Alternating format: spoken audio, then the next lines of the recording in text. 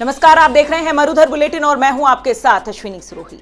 ठीक आज से 9 साल पहले दिल्ली में हुए निर्भया कांड ने पूरे देश को झकझोर कर रख दिया था। पूरे देश में प्रतिशोध की ज्वाला प्रस्फुटित हुई थी।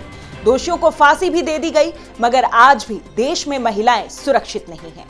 बदला तो सिर्फ वक्त, लेकिन इंसान आज भी नहीं बदला है।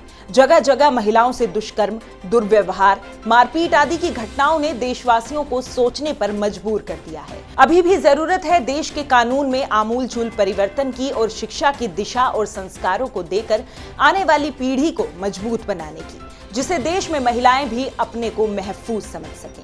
आज से 9 साल पहले 16 दिसंबर की वो रात, जिसने पलक झपकते ही एक लड़की की जिंदगी को तबाह कर दिया, उसके साथ इसके परिवार की भी जिंदगी खत्म सी हो गई। साल 2012 की उस रात को याद करते ही आज भी हर देशवासी की रूह कांप जाती है। उस रात जब हैवानों ने जघन्य अपराध किया था, जब उन्होंने अमानवीयता, नृशंसता, हैवानियत की सारी हदें पार कर दी। 16 दिसंबर 2012 की वो सर्द रात, दिल्ली की सड़कों पर घूमती बस में एक जिंदगी चीख पुकार मचा रही थी। उन हैवानों से वो अपनी जान बख्शने की गुहार लगा रही थी, लेकिन उन 6 दरिंदों में से एक को भी उस पर तरस नहीं आया और हैवानियत की सारी हदें तोड़ते हुए न सिर्फ उसके साथ सामूहिक दुष्कर्म किया, बल्कि अमानवीयता की सारी सीमाएं लांघ दी। 16 दिसंबर 2012 रविवार की वो रात थी जब 23 वर्षीय युवती अपने मित्र के साथ फिल्म देखकर लौट रही थी। दोनों मुनिरका में एक ऑटो रिक्शा का इंतजार कर रहे थे। दोनों को द्वारका जाना था, जहां उनका घर था। तभी वहां एक ऑफ ड्यूटी चार्टर बस आती है। इस बस में इन दोनों के अलावा 6 अन्य लोग भी बैठे थे। बस चल पड़ती है, मगर गलत दिशा में। दोनों को एहसास होता है कि कुछ गलत है, क्योंकि बस के दरवाजे बड़ी कड़ाई से बंद कर दिए गए थे। जब निर्भया के दोस्त ने इसका विरोध किया तो एक आरोपी ने लोहे की राड निकालकर उसके सिर पर दे मारी। इसके बाद इन आरोपियों ने न केवल उस युवती के साथ सामूहिक बलात्कार किया, बल्कि उसे बुरी तरह से मारा, जिसके बाद निर्भया के अंदरूनी अंगों पर गहरी चोट पहुंची। घटना के 11 दिनों बाद निर्भया को इलाज के लिए सिंगापुर शिफ्ट किया गया, जहां वो मौत से लड़ते लड़ते जिंदगी की जंग हार गई। निर्भया तो इस दुनिया से चली गई, मगर उसकी मौत के बाद देशवासियों के सीने में जो आग थी वो धधक उठी।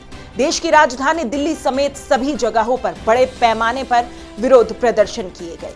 7 साल तक चले लंबे संघर्ष के बाद आखिरकार निर्भया के दोषियों को सजा मिली। निर्भया के गुनहगारों में अक्षय ठाकुर, मुकेश सिंह, विनय शर्मा और पवन गुप्ता सहित 6 लोग शामिल थे। इसमें राम सिंह नाम के एक आरोपी ने जेल में ही फांसी लगाकर आत्महत्या कर ली थी और एक नाबालिग को सुधार गृह से रिहा कर दिया गया। लेकिन बड़ा सवाल यह है कि इन 9 सालों में क्या बदला है? इतना लंबा समय गुजर जाने के बाद भी क्या महिलाओं और बच्चियों के साथ अपराध कम हुए हैं? क्या महिलाएं और बच्चियां सड़कों और घरों में सुरक्षित हैं?